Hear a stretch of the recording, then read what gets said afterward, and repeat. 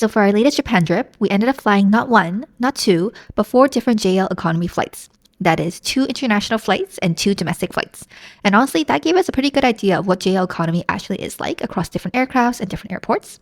We have a lot of clips to show you to help you make an informed decision if JAL economy is actually worth paying extra compared to cheaper airlines, especially because budget airlines in Asia can typically be way cheaper. So let's get started.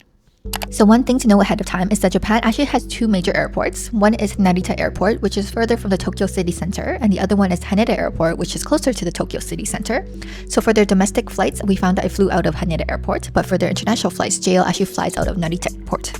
Starting it off, our first flight is an international flight going into Tokyo Narita Airport with JAL's Boeing 787-8. Here's a quick glimpse into the business class seats before we headed over to our economy seats. One of the biggest reasons we picked JAL over a cheaper airline is for the seating layout of their economy seats. For couples like us, these side 2-seat economy rows are honestly such a big game changer. I personally go to the washroom maybe too many times during flight, so I always feel bad asking others to get up for me, or the reverse, being woken up to allow others to go into the washroom, especially when trying to fall asleep during economy flights is already a struggle on its own. So overall, the setup just made the flight so much more comfortable, plus the legroom was pretty good too. There was a blanket waiting for us in our seats and wrapped up so you know it's clean. There's also a pillow that we can use, very comfortable, and there was also the ability to recline your seats, and there's a section for you to hang your clothes. Alongside, a window dimmer. Here's a quick peek at the middle aisle rows arranged in a set of 4 seats. One thing that we did notice though, is that if you're seated near the bassinet or crib section, just know that there's a very high chance that you'll have babies there, which means you'll definitely hear crying throughout the flights, which we definitely learned firsthand. But we also appreciated seeing how much care and attention the flight attendants did to set up the bassinets. It's classic Japan customer service. They have videos to watch. I'll flip through a couple so you can see. There's a mix of Western and Japanese content. Personally, for anime lovers like us, we didn't find that there were too many options. We also found a couple ebooks, but they're mostly in Japanese, including these haikus. There's also audio recordings and music. There's a couple games, including Asian strategy board games like Shogi and Go, alongside other Western games. There's a news channel recording for NHK Daily News and BBC News. There's also a kids-specific menu with some movies, audios, and games. And then a few other things, including the duty-free JAL shopping, and also the flight map. Here are the provided headphones that you can use to watch the media on the entertainment system, and it's wrapped up as well too, so you know it's nice and clean. A lot of airlines have started charging for headphones and earphones, so this is still nice that it was included. One potential con about this headphone is that the attachment is actually on the armrest, so you actually have to have it down in order to use it, but it wasn't too bad for us. There was also a USB charger outlet on the entertainment system, which was definitely necessary because we're in a long haul flight. There are also a couple things in the seat, including the safety information for the flights, as well as the JAL magazine for the duty-free shopping. There was also a pamphlet about Wi-Fi on the flights, but we didn't have a chance to test it, so we don't have any opinions about it. And always a necessity, there's the waterproof disposal bag, perfect for garbage or if you have any motion sickness on the flight. And moving on to the bathroom tour of our international flights. As you can see, there's just enough room for me to turn around and go to the washroom. Not too much space, but not complaining much because it's very neat and tidy. And like all Japan airlines, there's also a bidet function. And while we're in the washroom, I wanted to show you this cool Japanese sweat filter mask that I'm trying out to combat the dry air in the airplane. Now, one thing that JAL is especially known for is the food. And after 4 flights with them, I'll say the meals were either really good or just okay. I'll show you the menu options that we got as well as what it looks like in real life. So hopefully this helps when you have to make the choice as well too. Service started with the classic Japanese hospitality experience. We got towels, drinks, and rice crackers as a snack. Here's a quick look at the menu. They had so many options. They have soft drinks, teas, alcoholic beverages, and even plum wine that was offered. And best of all, the options were all included in the fare price. We had so much fun trying all the different drinks, but our favorite has to be the JAL peach and grape mix. Definitely get it. So here's a look at the meal menu that we had during our flight. For myself, I got the deep fried horse mackerel with egg sauce. This one was just okay. And John got the pork goulash and onion buttered rice, and this one was really good. For our preferred drink, we actually chose a warm cup of miso soup. And for the sides, we have fresh fruits, potato salad with quinoa, green tea flavored soba noodles with simmered enoki mushrooms and grated radish. For some reason, I'm missing the clips, but there's also a small fresh salad, a water bottle, and ice cream to end off this meal. We're nearing the end of our flight here, and as you can tell by the sunset, it's actually close to dinner time, so we actually got a dinner snack right before we landed. So there was a drink, yogurt, apple slices, and pasta. It was pretty good.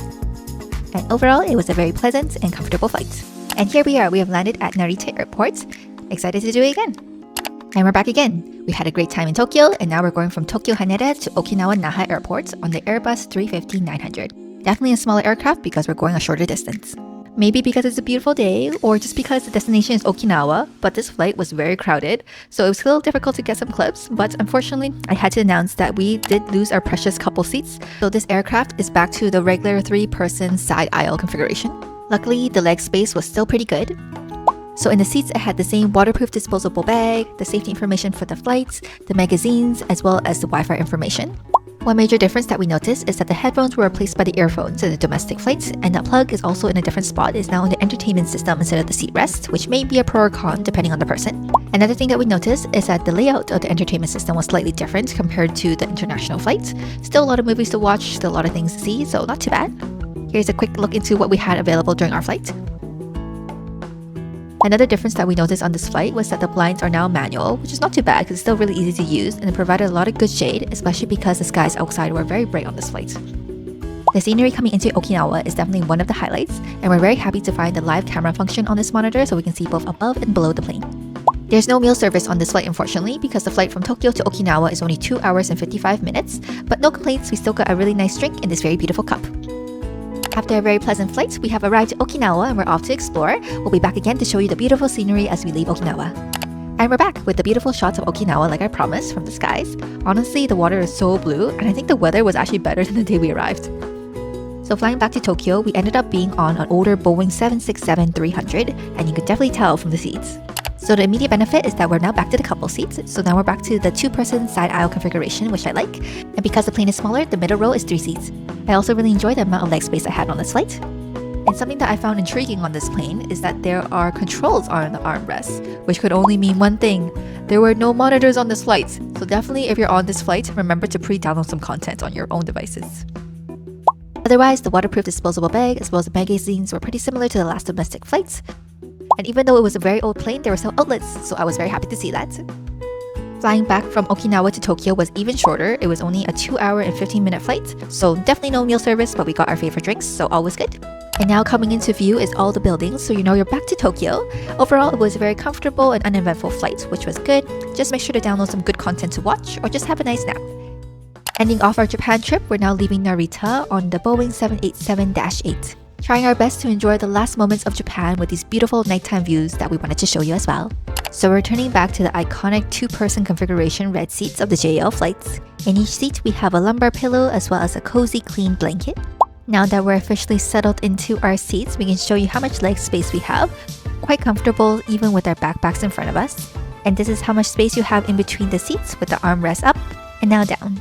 After not having monitors during our last flight, we were very happy to see that we had monitors again for this long international flight. Just flipping through, we found that most of the selection here were pretty similar to the first international flight that we took.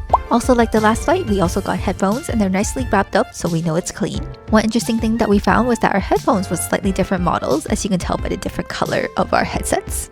And just a friendly reminder that the plugs for these headsets are on the armrest. Otherwise, we had pretty similar things in our seat, like this pull-out tray as well as this charging outlet on the monitor side. One major difference we had on this flight was that our meals were different. Here's a sneak peek at our menu options. As always, we got both to try so we can show you the difference.